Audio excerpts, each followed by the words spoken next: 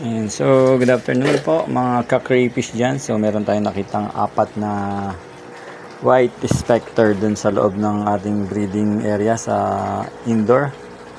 So, ang gagawin natin is ililipat natin ngayon dito sa grow out and colony breeding tank. So, para madagdagan yung mga white specter dito. So, ayun o. Dahil meron tayong mga nakikitang lumalabas na mga puti. So, ayan, ihahalo natin sila dito. Ayan.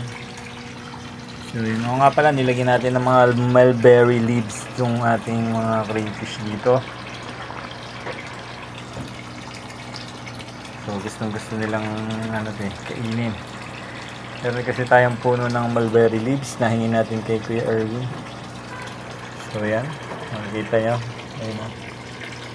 Fresh natin inilalagay. Dati kasi di ba nung meron tayong red cherry shrimp, nilalagay natin na mga mulberry, pero pinapakuluan natin kasi hindi nila kayang nguyain ng mga red cherry. Pero pagka mga crayfish, kayang-kaya nila kahit hilaw. Ayan, so nilalagyan natin sila.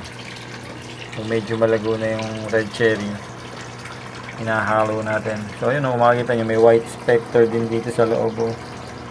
So ayun pa isa. So naglalabas ng white specter yung ating mga pula na crayfish. So yun nga, may nakita tayong apat. May isa pa hindi ko lang mahuli, pero ito apat.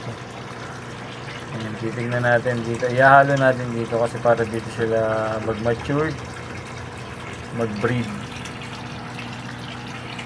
So yun, acclimate lang natin ng konti kasi baka mabigla galing sa indoor. Kasi pag sa indoor medyo mainit yung tubig kasi may ilaw nga sila. So dito natin sila ililipat sa outdoor, medyo malamig. So kailangan natin i-acclimate. So post muna natin. So palipasin natin siguro mga 20 minutes.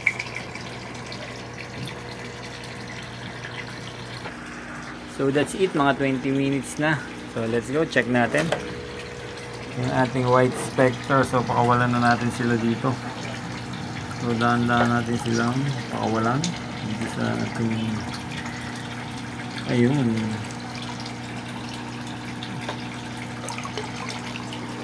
So yan. So yan, diyan kayo lumaki at magparami. So yan, medyo lumalakas yung ulan. So yan yung ating pond ngayon dito sa likod bahay. So nilagyan natin ng mulberry leaves.